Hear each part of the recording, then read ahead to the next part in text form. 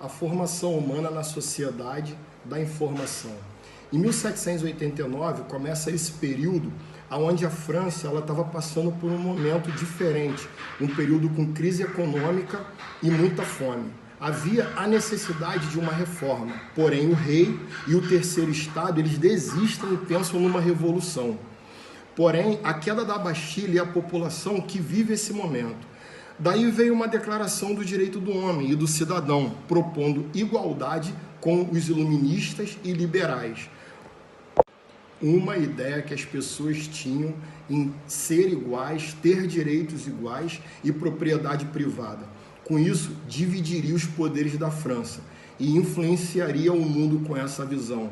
Logo após, a França separa a Igreja e o Estado. E em 1971 é feita a primeira Constituição, onde o rei Luís XVI permanece, mas passa a obedecer essa Constituição. Em 1972, a França tem a proclamação da República, onde o rei ele tenta tomar o poder e com isso ele é morto, acusado de traição. Com isso, os jacobinos eles tomam o poder e em 1793 todos passam a poder votar. Porém, com isso, o líder, Maximilien, ele passa a perseguir todo aquele que discordava do que era imposto, chamado período do terror, onde, no fim, ele perde força e é morto pelo próprio povo, que o seguia, onde, em 1799, Napoleão Bonaparte já toma o poder.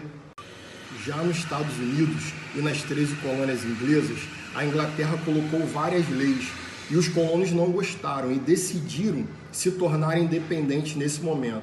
Ainda que existisse uma política de não intervir na chamada negligência salutar, que a Inglaterra não interferia nas políticas das colônias, elas tinham liberdade política de escolher seus representantes e escolhiam suas leis e não tinham, através disso, mercantilistas e liberdade do comércio. Só que no meio disso, no século XVIII, isso muda, porque a Inglaterra ela se envolve em guerras e existe um aumento da arrecadação de impostos. Com isso, eles tinham que aprovar várias leis que os colonos detestaram. Um exemplo, a lei do açúcar, a lei do selo, aumento das taxas, pondo em jogo a legitimidade dessas leis. E onde no século XVIII os colonos e seus interesses foram negados por essas leis. Uma vez não tendo representante, eles entendiam que poderiam estar sendo lesados e se rebelaram contra o Estado, contra aquilo que tinha sido determinado, que eles entendiam que não era justo. Assim como no chá de Boston, há uma grande rebelião, a Inglaterra não concorda e pune os colonos com leis chamadas leis intoleráveis. Logo após isso, existe muita guerra em meio à Inglaterra e veio a independência e a legislação. A Revolução Industrial mostra que na Inglaterra já havia passado por muitas e muitas mudanças nesse processo industrial. E a mudança cresce perto do século XVIII. A primeira até 1830, das produções de tecido e das metalúrgicas. Desde antes, o Estado inglês entende que o mercado estava mudando. E eles entendem que algo precisava ser feito por causa do Mercosul e através do transporte e geografia ímpar que eles tinham naquele momento. Com a privatização, tudo muda e a ótica dos operários e dos donos cresciam e expandiam, com o aumento da matéria-prima, fazendo a Inglaterra pioneira nesse tempo. Cresce então um movimento onde a família, ela por si só produzia em pequena escala, manual, fabricavam e punham em questão de maximizar aquele serviço operacional. A indústria, ela operacional, ela muda esse resultado de pequena escala, dava um emprego em suas manufaturas, concentrando tudo onde aquilo acontecia, onde os donos eles eram os burgueses e os trabalhadores assalariados. Isso era uma visão de prosperidade e crescimento que os colonos não entendiam, em função de já estarem habituados a trabalhar daquela forma.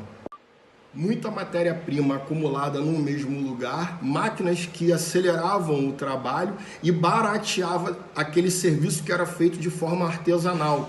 Com isso, eles faziam com muito mais velocidade, fazendo com que o trabalhador, que antes ele mesmo produzia, desde a matéria-prima até a construção daquilo que era vendido, ele trabalhava por baixo salário, com horas, muitas das vezes, muito grandes, comparado ao salário que ele recebia, e isso fazia com que, no final, eles ganhassem menos do que antes, e trazendo insatisfação àquele produtor e àquele colono.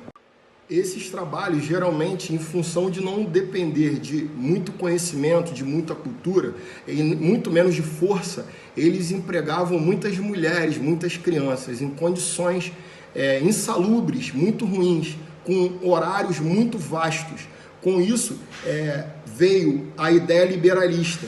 Alguns não aceitavam, mas veio o trabalho livre. A ferrovia trouxe logística, comércio, rodovia, ferrovia e o futuro, tornando impossível se manter naquelas condições aonde era feito artesanalmente pelos colonos.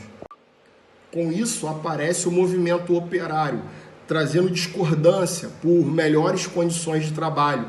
Essa revolta trouxe muito quebra-quebra, muitas brigas e problemas nas fábricas. Os trabalhadores passam a se organizar e aparecem os sindicatos, pleiteando por direitos empregatícios, por leis e o futuro que deve ao seu crescimento a esse período, onde houve organização daquele pensamento desde a construção do material após a matéria-prima e a sua venda, assim como a produção.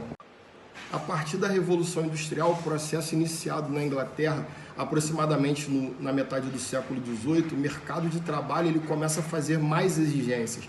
Ele entende e passa a reconhecer que a educação é um direito para todos, de todo cidadão.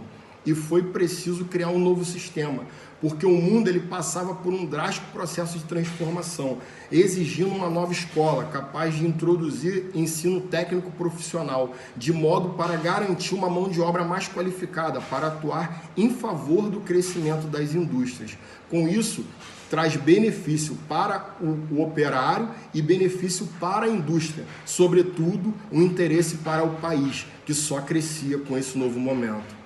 Com o avanço da tecnologia, a velocidade da informação é gerado um novo paradigma. E isso traz flexibilização e crescente, onde divergia da tecnologia. Por isso, liberta a humanidade relacionando a uma revolução industrial do passado. Ainda que sabendo que nem toda a informação seja útil e verdadeira, nós devemos entender que uma nova oportunidade foi construída para esse tempo, onde a informação ela deixa de ser localizada em um determinado lugar, podendo se difundir velozmente por todo o mundo. Isso trouxe crescimento para a humanidade desde o início, onde começa a Revolução Industrial até os dias de hoje. E com o passar do tempo, a formação humana ela vem crescendo a cada dia. Desde esse tempo, as revoluções aconteceram para que novos pensamentos fossem gerados e a sociedade viesse sendo formada e modificada a cada dia. E toda vez que for necessário, toda vez que for preciso, o homem ele vai se subdividir em ideias e com a velocidade da informação, cada dia mais chegará para nós novas oportunidades, que nós sigamos com os nossos propósitos para o crescimento todos os dias de cada um de nós.